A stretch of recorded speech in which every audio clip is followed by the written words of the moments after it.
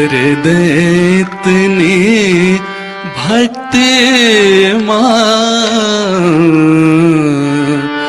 मेरे अंग अंग में भर दे इतनी भक्ति माँ मेरे अंग अंग में जैसे राम के बजरंग में माँ जैसे राम के बजरंग में बजरंग में बजरंग में भर दे इतनी भक्ति माँ मेरे अंग अंग में भर दे इतनी भक्ति माँ मेरे अंग अंग में।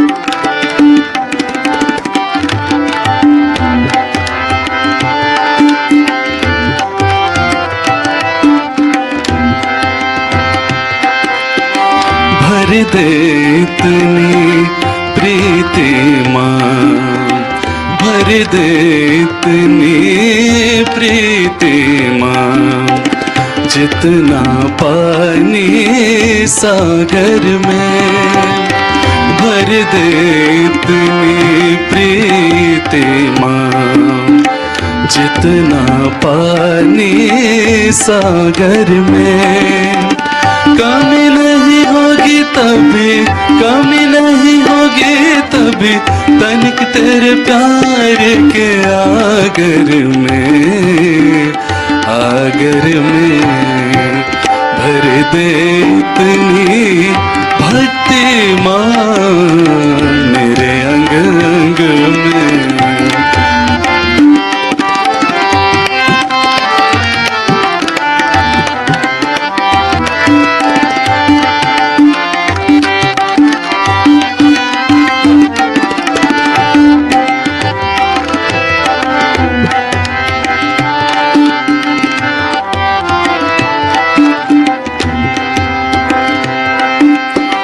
भीख तू इतनी दे दे माँ भीख तू इतनी दे दे माँ मेरी मैली चादर में भीख तू इतनी दे दे माँ मेरी मैली चादर में दर्पण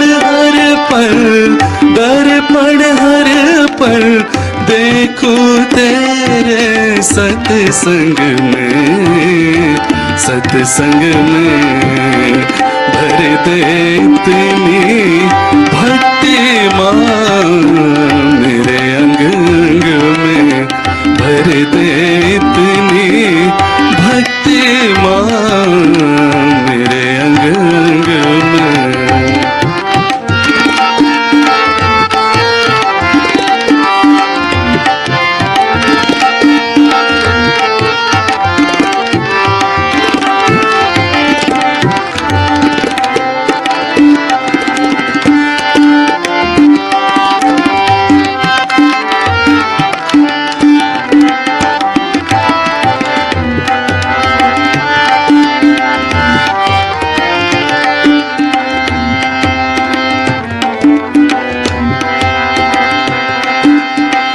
भर दे हर एक बाग को माँ प्यार के फूल कलियों से भर दे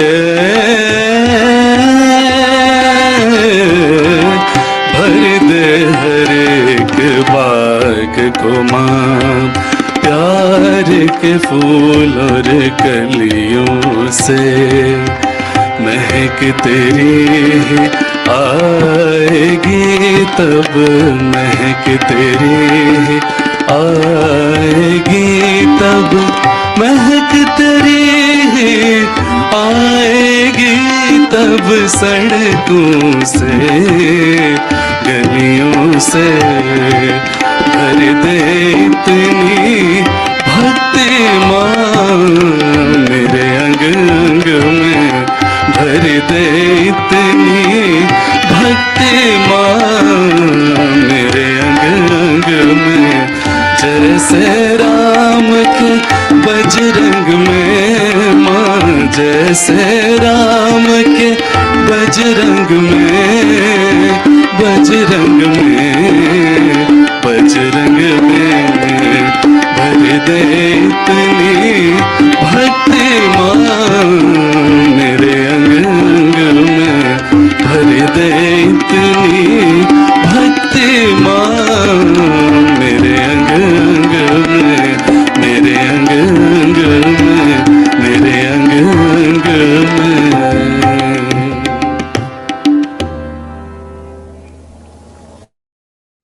जय श्री माता जी।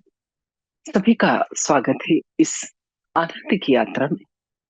आनंद में कौन सा योग के माध्यम से श्री माता जी निर्मला देवी के आशीर्वाद के द्वारा योग की एक सहज और सरल विधि जिसे हर व्यक्ति कर सकता है, जिसे करने में कोई विशेष उपक्रम की जरूरत नहीं है।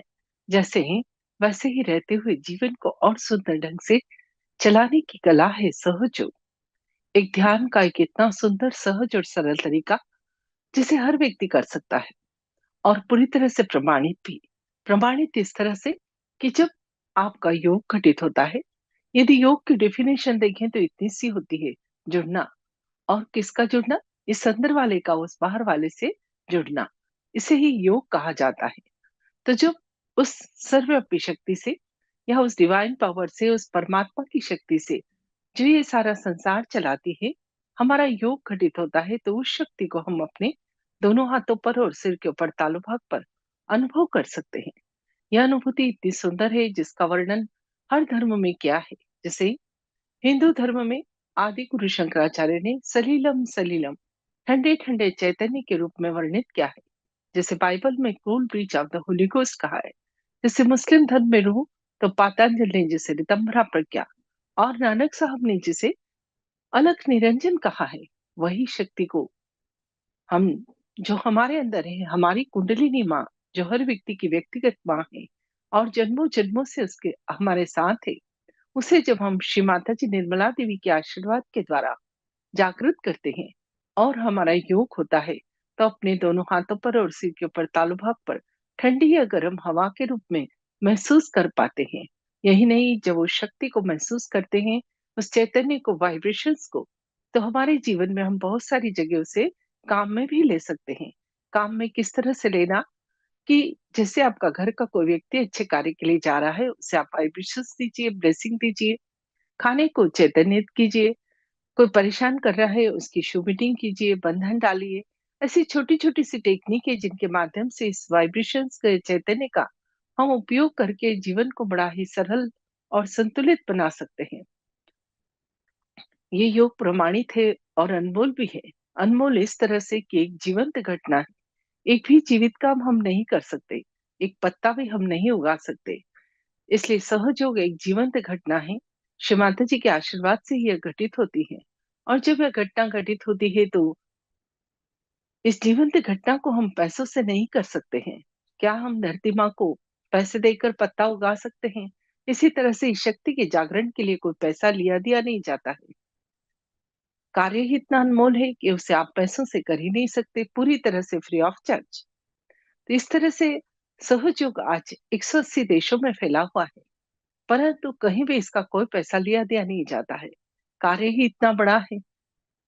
आनंद को, शांति को क्या आप खरीद सकते हैं? यदि खरीद सकते तो लोग रोज खरीद लाते और कहते आज का दिन सुंदर गुजर गया। वो तो हमारे अंदर है। सिर्फ खुद को जानना और खुद को पहचानना है कि हम कौन हैं। ईश्वर ने कोई सबसे सुंदर रचना की है तो वो है मानव।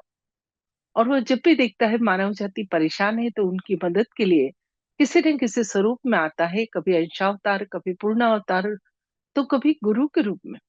इस समय एक ऐसे स्वरूप की आवश्यकता थी, जबकि घोर कलयुग है, जो प्रेममय हो, करुणामय हो। तो माँ का स्वरूप इस धरती पर आया, श्री माता जी निर्मला देवी का। और यह कार्य उन्होंने 5 मई 1970 को शुरू किया और आज पूरे विश्व में ये योग फैला हुआ है। ये योग हमने जब बच्चों के बीच कराया, स्कूल, कॉलेज, हॉस्टल्स में जाकर, क्योंकि मैं खुद आज करीब 30 साल से इस योग से जुड़ी हूँ और भारत के बहुत सारे शहर, दिल्ली, बॉम्बे, कलकत्ता, पुणे, सभी दूर रहने का अवसर मिला। खुद तो करती रही पर जन-जन तक भी यह सहयोग को पहुँचाती रही। तो जब बच्चों के बीच जाकर इस योग को कराया तो बच्चों के रिजल्ट तो अच्छे हो ही गए। ईक्यू, आईक्यू, ग्रास्पिंग पावर, यह सब तो ठीक है, पर जो सबसे बड़ी चीज देखी थी बच्चों के अंदर, वह थी संस्कार। ऐसे बच्चे इतने संस्कारिक होते हैं, बड़ों का बिल्कुल इस तरह से आदर करते हैं जैसे बड़े उनके लिए भगवान हो। इस तरह से बच्चों के अंदर संस्कार डलते हैं। हम चाहते हैं विश्व को परिवर्तित करना, और वाकई में यदि परिवर्तित करना है, विश्व में सुख, शांति, प्रेम और आनंद की स्थापना करनी है, तो हर व्यक्ति के अंदर ये संस्कार डालना ही होगा, जो बिल्कुल सहज और सरल है। यह कार्य बिल्कुल ऐसे ही होता है, एक जैसे एक दिए से हम हजारों दिए जला सकते हैं, उसी तरह से ये कार्य होता चला जाता है और आज पूरे विश्व में चल रहा है। जब हमने ये योग गांव में जाकर किसानों को कराया, उन्होंने सहज कृषि की, मतलब बीजों को बोने के पहले श्री माता जी के समक्ष रखा, जल रखा। जब यह चैतन्य जल और बीज खेतों में बोया, फसलों को रोज वाइब्रेशंस दिए, गणेश चतुर्थी का पाठ किया, तो किसानों का कहना था जो सालों का कर्जा था वो खत्म हो गया, क्योंकि फसल दुगनी आई, फसलों को कीड़ा नहीं लगता था। उस फसल की एक विशेष खुशबू थी। इसी तरह से काफी सारे डॉक्टर, साइंटिस्ट इस कार्य की रिसर्च पर लगे हैं कि वाकई में इस शक्ति के जागरण के बाद हमारे अंदर की कॉस्मिक दशा में क्या चेंजेस आते हैं। तो डॉक्टरों ने अपने पेशेंट पर इसका प्रयोग किया और उनका कहना था ऐसी साइकोसोमेटिक डिसीज जिनका कि इलाज ही संभव नहीं था, जब उन पेशेंट को मेडिसिन मेडिटेशन प्लस मेडिसिन दोनों दिया, तो उनकी रिकवरी जल्दी होने लगी।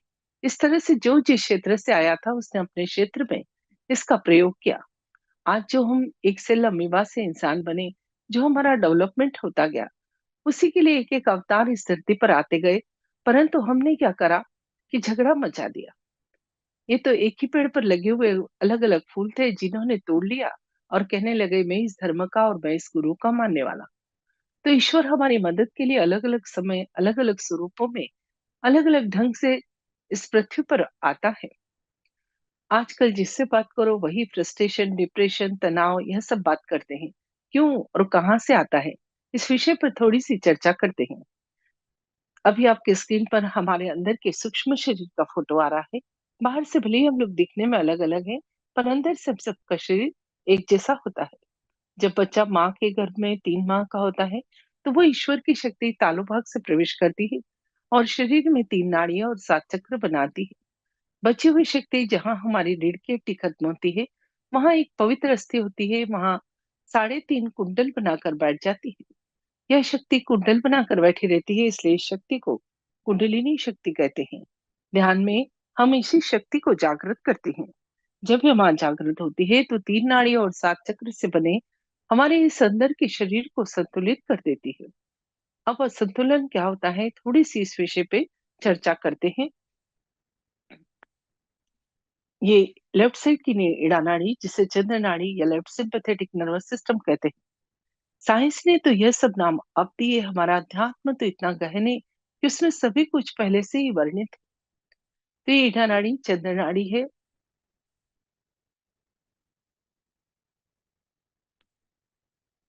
और यह हमारे पास्ट के सभी कुछ इसके अंदर अंकित रहता है। जब मन में बहुत ज्यादा पुराने विचार चलते हैं, उन्हें भूल ही नहीं पाते, खुद को कोसते हैं, उदास रहते हैं, दुखी रहते हैं, तो ये ईड़ा नाड़ी और ठंडी पड़ जाती है। और जब ये ठंडक हमारे अंदर आती है तो इससे लोगों को low blood pressure, depression, paralysis, इस तरह की प्रॉब्लम होती है।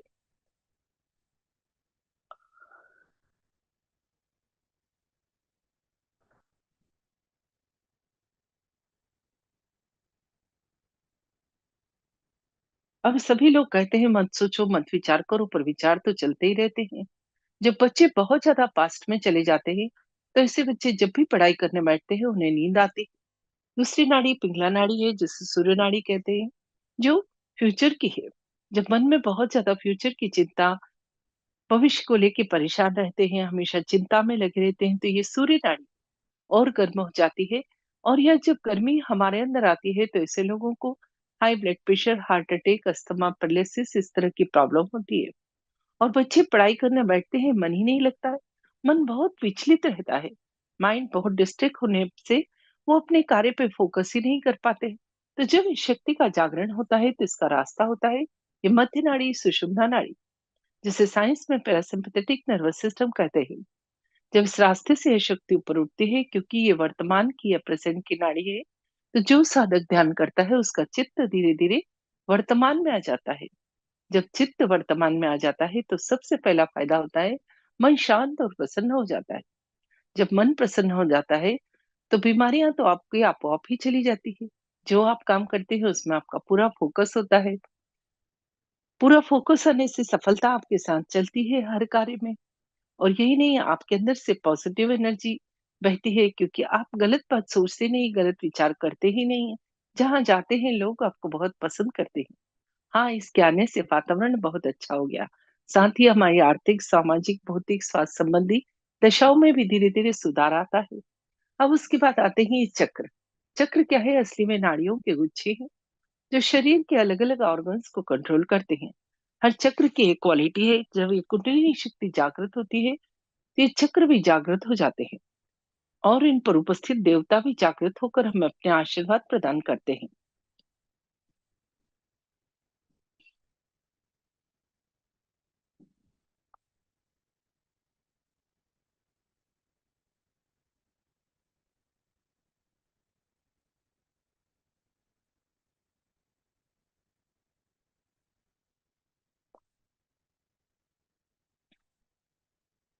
चक्र क्या है? नाड़ियों के गुच्छे हैं। जितनी भी नाड़ियां या नर्व से हाथ पर और पांव पर आकर खत्म होती है।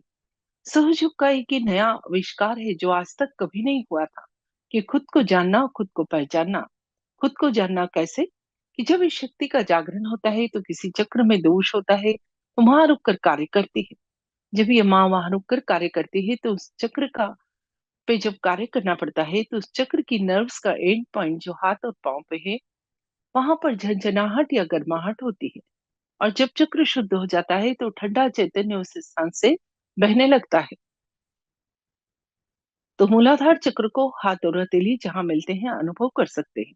श्री गणेश का यह चक्र है और जब यह जागृत हो जाता है तो उनकी क्वालिटी बुद्धि, विवेक, पवित्रता, अबोधिता और मंगलमयता हमारे अंदर आती है।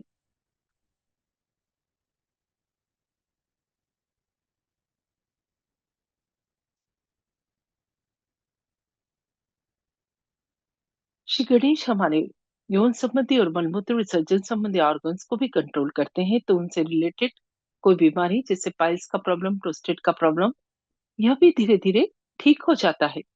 साथ ही जिस व्यक्ति के अंदर विजडम है, विवेक है, उसे पता होता है कौन सा काम किस ढंग से किया जाए।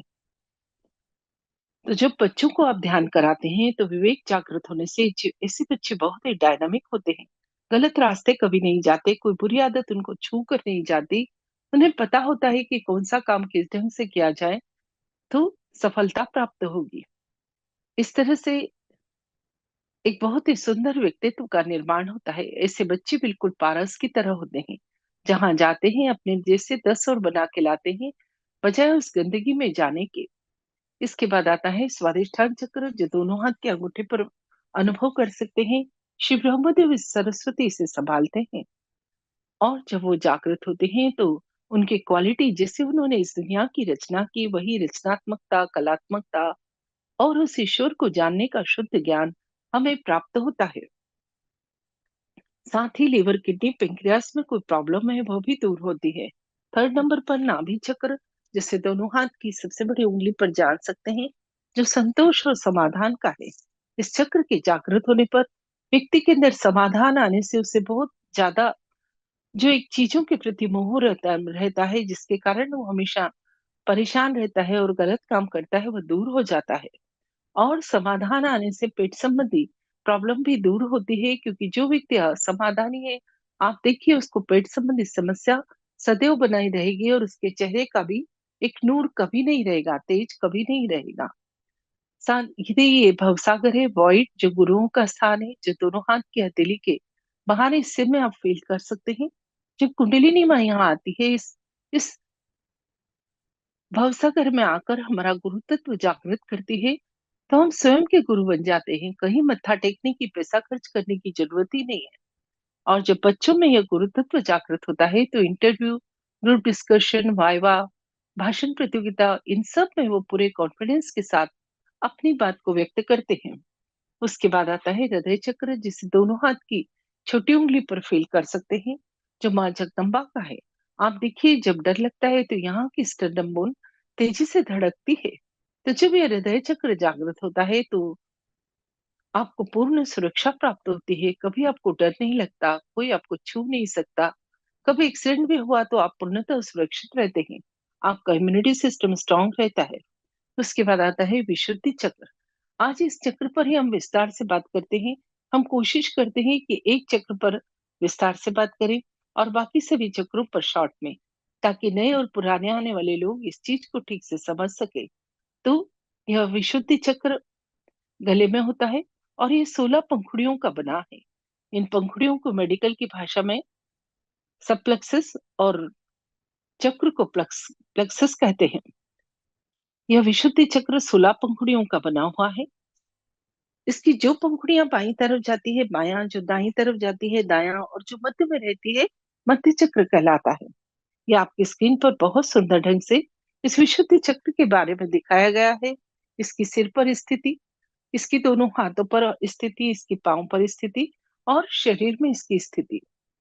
यह विशुद्धि चक्र की जो पंखुड़ियां बाईं तरफ जाती है बायां विशुद्धि चक्र कहलाता है। यहाँ पर विष्णु माया का स्थान होता है, जो श्री कृष्ण की बहन है, जिनके कारण आसमान में बिजली चमकती है, जिनके प्रकोप से ही, गुस्सा होने पर ही ये जलजला आता है, भूकंप आता है, अतिवृष्टि होती है। लिफ्ट विशुद्धि पर श्री विष्णु माया का स्थान है। यदि आपकी दृष्टि में खराबी है, आपकी दृष्टि अपवित्र है, आपके भाई बहन के संबंध अच्छे नहीं है, तो लेफ्ट विशुद्धि चक्र खराब होने से आपको एंजाइना वगैरह इस तरह की प्रॉब्लम होती है। इसे ठीक करने के लिए लेफ्ट हैंड शिव माता जी की तरफ और राइट हैंड को गर्दन और कंधा लेफ्ट साइड में जहां मिलता है वहां पर रखते हैं, और गर्दन को दाईं तरफ या राइट साइड में घुमाकर यहाँ पर आपको 16 बार कहना होगा, माँ मैं आत्मा हूँ, इसलिए मैं निर्दोष हूँ। आपके ऐसा कहने मात्र से ही, क्योंकि अब आपका योग हो गया है, आपकी सभी प्रार्थनाएं पहुंचने लगी है। जो भी प्रॉब्लम इस लेफ्ट विशुद्धि से रिलेटेड है, धीरे धीरे ठीक हो जाएगी। साथ ही लेफ्ट के सभी चक्र, क्योंकि चंद्र नाड़ी पर हैं, उसके और ठंडा होने से ही खराब होते हैं, तो हम उसे गर्मी देते हैं, कैंडलिंग करते हैं। पर ये कैंडलिंग सिर्फ 5 मिनट करना है। कैसे करना है, ये यूट्यूब चैनल पर ट्यूटोरियल वीडियोस में आप देख लीजिए। अब आते हैं राइट विशुद्धि, जिसका स्थान राइट कंधा और गर्दन जहां मिलता है वहां पर होता है। यहाँ पर विठ्ठल रुक्मिणी का स्थान है। जब श्री कृष्ण द्वारका जाकर राजा बन गए थे, जब व्यक्ति बहुत कड़वा बोलता है, तंबाकू खाता है, इस तरह के व्यवहार से उसके राइट विशुद्धि में खराबी आ जाती है। इसके लिए राइट हैंड श्री माता जी की तरफ और लेफ्ट हैंड को गर्दन और कंधा जहां मिलता है वहां पर रखकर गर्दन को बाईं तरफ या लेफ्ट साइड घुमाकर यहाँ पर आप श्री विठ्ठल रुक्मिणी से प्रार्थना करें कि मेरी वाणी में मधुरता दो। ऐसी 16 बार आपको प्रार्थना करने से इस चक्र के दोष दूर होते हैं। साथ ही मध्य के चक्र और राइट साइड के चक्र फुट सोकिंग से ठीक होते हैं। फुट सोक या नमक के पानी में पाँव रखना, यह भी आप YouTube पर ट्यूटोरियल वीडियोस में देख सकते हैं। मध्य विशुद्धि चक्र पर राधा कृष्ण का स्थान है। जब वो जागृत होते हैं तो वाणी में मधुरता, व्यक्तित्व में आकर्षण, साक्षी भाव, डिवाइन डिप्लोमेसी, ये सारी क्वालिटी हमारे अंदर धीरे धीरे डेवलप होती है। साथ ही दोनों कंधों पर श्री चक्र और ललित चक्र होते हैं। जब इन्हें कंधों को हम एक्सपोज करते हैं, खुला रखते हैं, तो इन कंधों में प्रॉब्लम आ जाती है। स्पेंडोलाइटिस, थायराइड, इस तरह की बीमारियां होती हैं। इसलिए महिलाओं को सदैव कंधों को ढककर रखना चाहिए। पुरुषों को सदैव अपने अंदर बनियान पहनना चाहिए। इस तरह की कुछ जो हमारी सांस्कृतिक बातें हैं, शिव माता जी ने सिखाई है अपने इन चक्रों को शुद्ध रखने के लिए। साथ ही दोनों भुवों के मध्य में हंसा चक्र होता है, जो सत सत विवेक का है। जैसे हंस दूध और पानी को अलग करता है, दूध पी लेता है और पानी छोड़ देता है, वही क्वालिटी हमारे अंदर धीरे धीरे आ जाती है। पर जब व्यक्ति को कम उम्र में ही ज्यादा जिम्मेदारी आ जाती है तो साइनस की प्रॉब्लम हो जाती है। उसे ठीक करने के लिए लेफ्ट हैंड माता जी की तरफ और राइट हैंड के अंगूठे के पास वाली उंगली को दोनों भुवों के मध्य में रख दें तो और घुमाएं उसको क्लॉकवाइज और प्रार्थना करें, माँ कृपा करके मुझे सत सत विवेक प्रदान करो। तो आपको इस तरह की प्रॉब्लम से भी धीरे धीरे छुटकारा मिलेगा। यह चक्र आकाश तत्व का बना हुआ है, ईथर एलिमेंट का।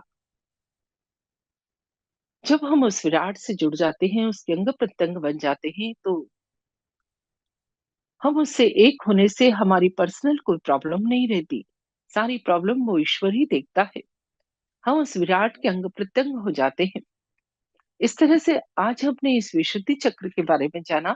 अब कल हम आज्ञा चक्र के विषय में जानेंगे।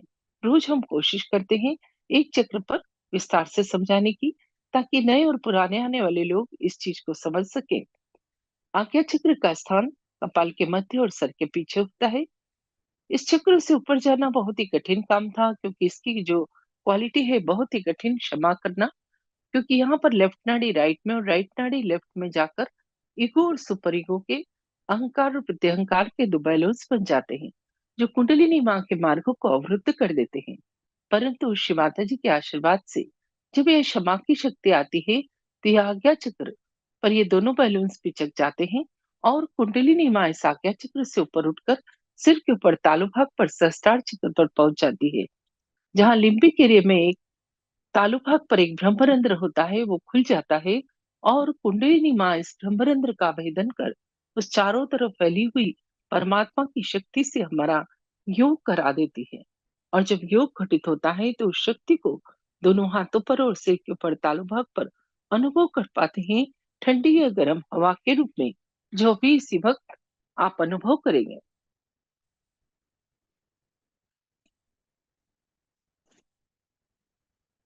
तो कैसे करना है, पहले आंख खोलकर सीख लीजिए, फिर आंख बंद करके करेंगे। दोनों हाथों को घुटनों पर खोलकर रखें। एक दिया जरूर जलाएं ध्यान शुरू करने के पहले, क्योंकि सहयोग पूरा पांच तत्व पर आधारित है। जल, आकाश, अग्नि, पृथ्वी और वायु। इन्हीं पांच तत्वों की मदद लेकर हम अपने आप का शुद्धिकरण करते हैं।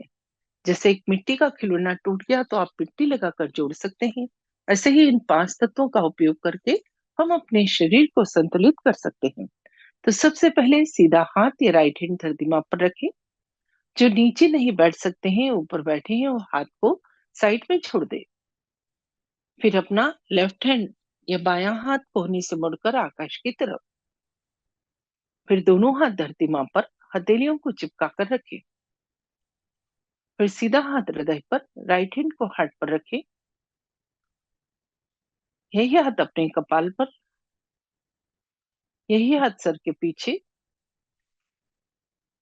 और यही हाथ सर के ऊपर तालू पर रखेंगे। थोड़ा सा देख लीजिए। इस तरह से हथेली की चमड़ी से सिर की चमड़ी को 7 बार घुमाएंगे। जिस तरह से घड़ी का काटा घूमता है, वहीं पे हाथ ऊंचा करके उस शक्ति को फील करेंगे। थोड़ा आगे पीछे, थोड़ा दाएं बाएं और तालू से ऊपर नीचे कर कर देखेंगे।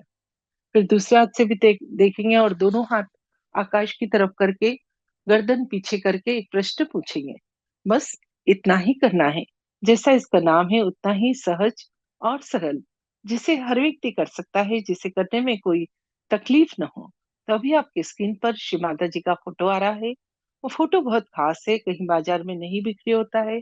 इस फोटो से निकलने वाली चैतन्य की किरणें ही हमारी इस कुंडलिनी शक्ति के जागरण में हमारी मदद करती है। इस फोटो का एक विशेष कोफिशिएंट है, आकार प्रकार है।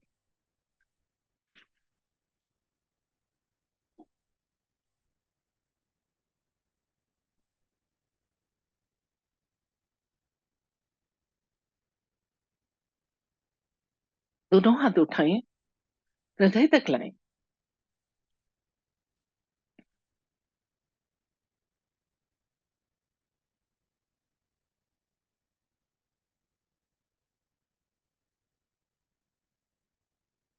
यहाँ पर आप प्रार्थना करें पूर्ण हृदय से, माँ कृपा करके मुझे योग प्रदान करो।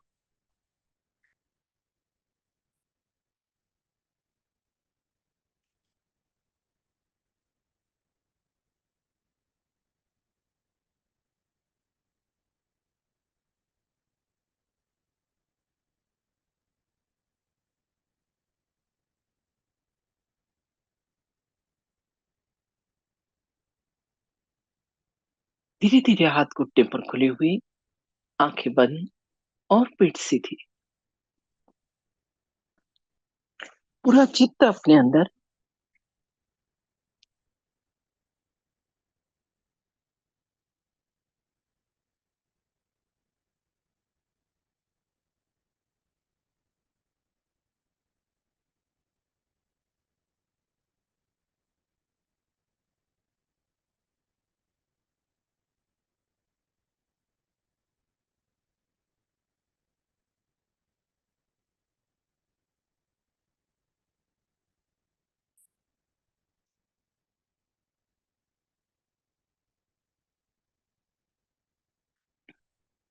दोनों हाथ घुटने पर खुले हुए, आंखें बंद और पीठ सीधी।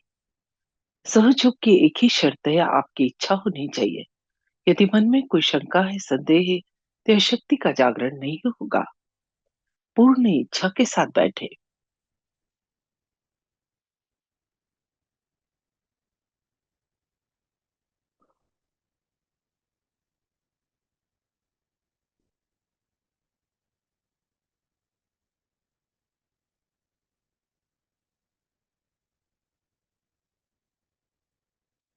ये एक बहुत ही विशेष समय है, एक जीवंत घटना जो माँ के आशीर्वाद से घटित होने वाली है। जन्मों की तपस्या पूर्ण होने का वक्त है। तो पूरी तैयारी के साथ बैठे, तन और मन दोनों की। पूरे ध्यान के दौरान पीठ को सीधा रखें, आंखें बंद और अपना सीधा हाथ या राइट हैंड धरती मां पर रखें। हथेली को चिपका कर रखें और पूर्ण हृदय से प्रार्थना करें। श्री माता जी, या अंदर बैठी कुंडलिनी मां से, मां कृपा करके मेरी इड़ा नाड़ी को शुद्ध कर दीजिए। इड़ा नाड़ी का स्थान रीढ़ की हड्डी के थोड़ा सा बाईं तरफ। प्रार्थना करेंगे, मां इस नाड़ी के सभी दोष विकार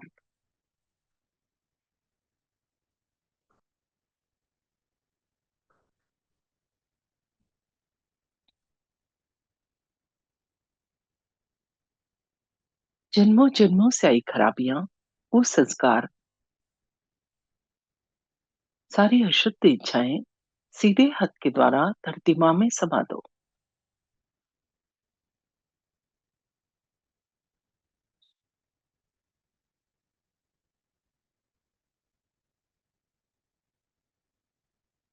हाथ धीरे धीरे उठाकर वापस घुटने पर खुला हुआ। अब अपना लेफ्ट हैंड या उल्टा हाथ कोहनी से मुड़कर आकाश की तरफ।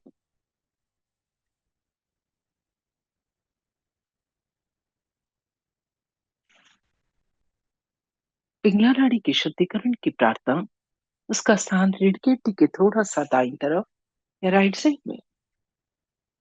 प्रार्थना करेंगे, मां इस नाड़ी के सभी दोष विकार, भविष्य की चिंताएं, अतिरिक्त गर्मी, कृपा करके लेफ्ट हैंड के द्वारा आकाश तत्व में समा दो।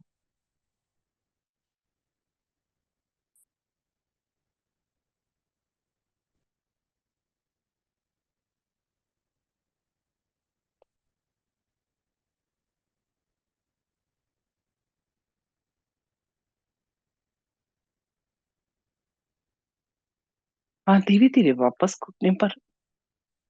अभी दोनों हाथ धरती मां पर। धरती मां को प्रणाम करें और प्रार्थना करें, हे धरती मां, अभी भी मेरी दोनों नाड़ियों में यदि कोई दोष बाकी है, तो कृपा करके आप अपने अंदर शोषित कर लो।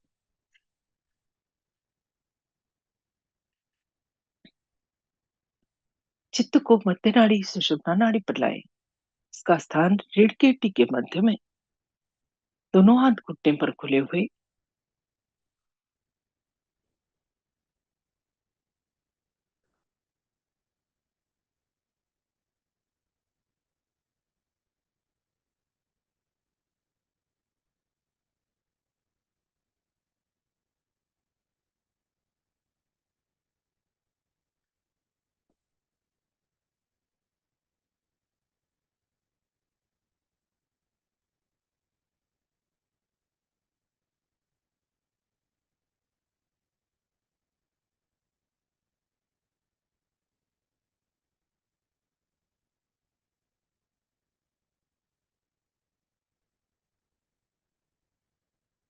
चित्त मध्य नाड़ी सुषुम्ना नाड़ी पर, उसका स्थान रीढ़ की हड्डी के मध्य में।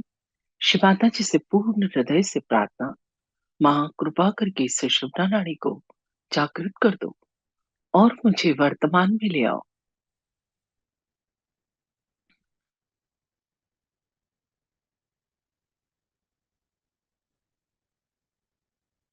अब अपना सीधा हाथ या राइट हैंड अपने हार्ट पर, आत्मा के स्थान पर थोड़ा दबाओ,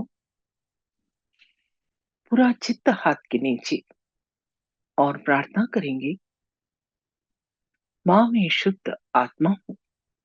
मैं ये शरीर मन बुद्धि अहंकार कुछ भी नहीं। मैं सिर्फ आत्मा हूँ, और जब मैं आत्मा हूँ तो मैं निर्दोष भी हूँ। आत्मा में कोई दोष नहीं होता। पूरे विश्वास के साथ कही।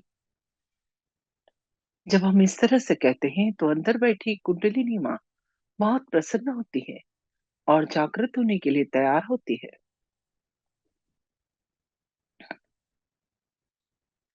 अब इसी हाथ को अपने कपाल पर रखें जहां बिंदी लगाते हैं। थोड़ा दबाव दें और थोड़ा सर झुकाएं।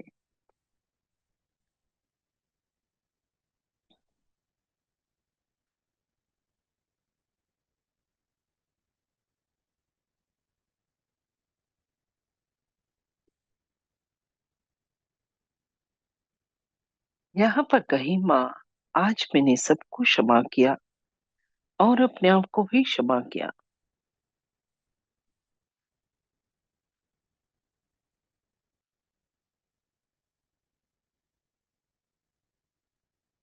जब हम क्षमा करते हैं तो वो परमात्मा देखता है जिसने भी हमें तकलीफ दी है उसको। अब इसी हाथ को सर के पीछे रखें और गर्दन थोड़ी सी पीछे झुकाए। यहाँ पर कहें, माँ जाने अनजाने में उस परमात्मा की शान के खिलाफ यदि हमसे कोई कार्य हुआ है तो क्षमा करो। परमात्मा क्षमा का सागर है, दया का सागर है। हमारी सभी गलतियों के लिए क्षमा करता है। अब यही हाथ उठाकर हथेली को तान कर सिर के ऊपर तालू पर रखें। उंगलियों को थोड़ा फैला दें और तान लें। हाथ को बिना उठाए हथेली की चमड़ी से सिर की चमड़ी को बिल्कुल धीरे धीरे 7 बार घुमाएं, घड़ी के कांटे की दिशा में, क्लॉकवाइज डायरेक्शन में। और प्रार्थना करें, श्री माता जी कृपा करके मुझे आत्म साक्षात्कार दो, सेल्फ रियलाइजेशन दो। उस सर्वव्यापी शक्ति से जो ये सारा संसार चलाती है, मेरा योग करा दो। उस शक्ति की अनुभूति दो।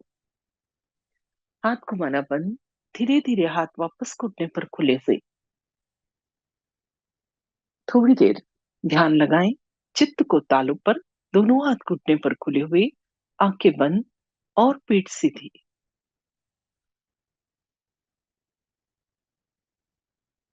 विचारों को सिर्फ देखें और क्षमा करते जाएं। धीरे धीरे दो विचारों में अंतर बढ़ जाएगा और वो अंतर के क्षण में ही हमारा योग घटित होगा।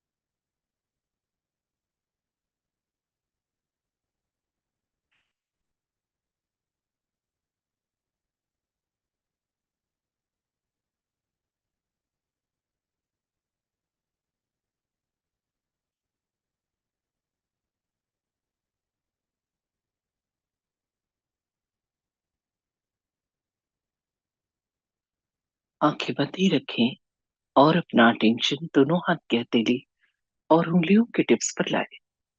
क्या महसूस हो रहा है अनुभव करें।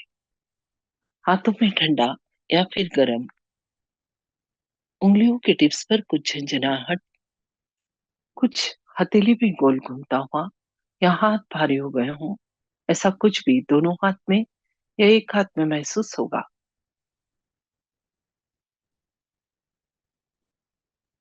ये जो अनुभव हो रहा है ये इस बात का प्रमाण है कि हमारी शक्ति का जागरण हो गया और उस परमात्मा की निराकार शक्ति हमारे दोनों हाथों पर और सिर के ऊपर तालु भाग पर ठंडी या गर्म हवा के रूप में महसूस होने लगी है।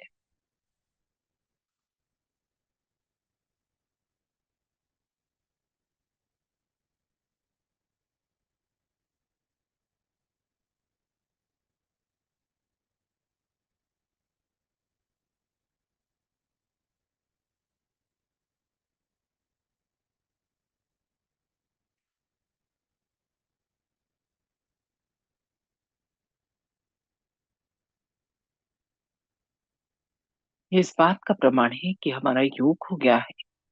और अधिक जानने के लिए सीधे हाथ को उठाकर सिर के ऊपर तालू पर लाए। हाथ को बालों से 4-5 इंच ऊपर और अनुभव करें। तालू से निकलती हुई ठंडी या गर्म हवा हथेली को छूती हुई। कंफर्म करने के लिए हाथ थोड़ा तालू से आगे पीछे, थोड़ा दाएं बाएं और तालू से ऊपर नीचे कर देखें। किसी किसी को तो बहुत ऊपर तक ठंडक की अनुभूति होती है। वापस हाथ नीचे ले आए। अभी दूसरे हाथ से चेक करें। हाथ को तालू से बालों से 4-5 इंच ऊपर और अनुभव करें चैतन्य लहरियों को जो तालू से निकल रही हैं और हथेली को छू रही है। बहुत ही सूक्ष्म घटना है, इसलिए ध्यान से अनुभव कीजिएगा। हाथ थोड़ा तालू से आगे पीछे, थोड़ा दाएं बाएं और तालू से ऊपर नीचे कर देखिए। अभी अपने दोनों हाथ आकाश की तरफ और गर्दन पीछे। यहाँ पर एक प्रश्न पूछे, माँ के यही वो शक्ति है जो सारा संसार चलाती है? क्या यही परमात्मा के प्रेम की शक्ति है? क्या यही डिवाइन पावर है? उत्तर में हमारे हाथों पर और स्पष्ट अनुभूति होगी। जो अनुभूति हो रही थी वो और बढ़ जाएगी। ये इस बात का प्रमाण है कि हमारा प्रश्न सही है। हाथ धीरे धीरे वापस घुटने पर कुछ सेकंड शांत और अपने अंदर देखें इस समय की स्थिति को। क्या मन शांत है, प्रसन्न है, विचार कम है? यदि इसका उत्तर हाँ है तो दोनों हाथ जोड़ लें। अंदर बैठी कुंडलिनी माँ और श्री माता जी को धन्यवाद स्वरूप प्रणाम करें। धीरे धीरे आंखें खोलें और अपने हाथ भी खोल लें। जय श्री माता जी। जिन्होंने भी आज पहली बार ज्वाइन किया या कुछ ही दिनों से आ रहे हैं, सभी से मेरी रिक्वेस्ट है लगातार इस सेशन को तब तक अटेंड करें जब तक चक्रों नाड़ियों का ज्ञान और चैतन्य की अनुभूति नहीं हो जाती। उसके बाद आप हमारे गहन ध्यान का सेशन अटेंड कर सकते हैं जिसकी जानकारी अभी आपको दी जाएगी। जय श्री माता जी। जय श्री माता जी सभी को। जो भी साधक आज पहली बार जुड़े हैं, आपसे विनती है कि कुछ दिन इस सेशन को आप ज़रूर देखें। धीरे धीरे सभी चक्रों और नाड़ियों की जानकारी आपको मिलेगी और इसी के साथ आपकी अनुभूति भी बढ़ेगी। नए साधकों के लिए आत्म साक्षात्कार के कार्यक्रम रोज़ दिन में 3 बार इसी यूट्यूब चैनल पर लाइव रहते हैं। पहला कार्यक्रम सुबह 8 बजे, दूसरा दोपहर 4:15 और तीसरा रात 7:45 बजे। अपनी सुविधा अनुसार आप कोई सा भी कार्यक्रम अटेंड कर सकते हैं। सुबह 8 बजे और दोपहर 4:15 बजे के कार्यक्रम के बाद, ध्यान के बाद, आप अपने प्रश्न भी हमसे यूट्यूब पर लाइव चैट में पूछ सकते हैं या ज़ूम मीटिंग ज्वाइन करके डायरेक्ट बात भी कर सकते हैं। आप चैनल सब्सक्राइब कर लेंगे तो रोज़ होने वाले कार्यक्रम की लिंक आपको ईज़िली मिलती रहेगी। इसी के साथ इस चैनल पर हमने बहुत से ट्यूटोरियल वीडियोस, वर्कशॉप के वीडियोस, चक्रों और नाड़ियों की जानकारी के वीडियोस भी अपलोड किए हैं, जिन्हें देखकर आप सहजयोग की पूरी जानकारी ले सकते हैं। जिन साधकों को कुछ समय हो गया है, आप चाहें तो रोज़ 5:30 बजे गहन ध्यान का कार्यक्रम भी इसी यूट्यूब चैनल पे होता है, उसे भी अटेंड कर सकते हैं। सभी साधकों से विनती है, सुबह शाम 5 से 10 मिनट ध्यान ज़रूर करें। रोज़ फुट सोकिंग करें, श्री माता जी के प्रवचन सुनें और सप्ताह में कम से कम 1 बार सामूहिक ध्यान के लिए आप अपने अपने शहर या गांव के सेंटर पर ज़रूर जाएं। सेंटर कहाँ और कितने बजे लगता है, इसकी जानकारी आप ऑनलाइन देख सकते हैं या हमसे भी पूछ सकते हैं।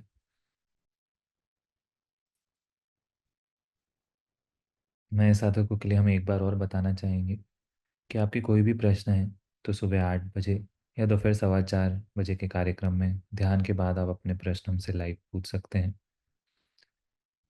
सभी को जय श्री माता जी। आज का कार्यक्रम अब हम यहीं समाप्त करते हैं। आज के ध्यान और आनंद के लिए श्री माता जी को कोटि कोटि धन्यवाद, कोटि कोटि प्रणाम। जय श्री माता जी।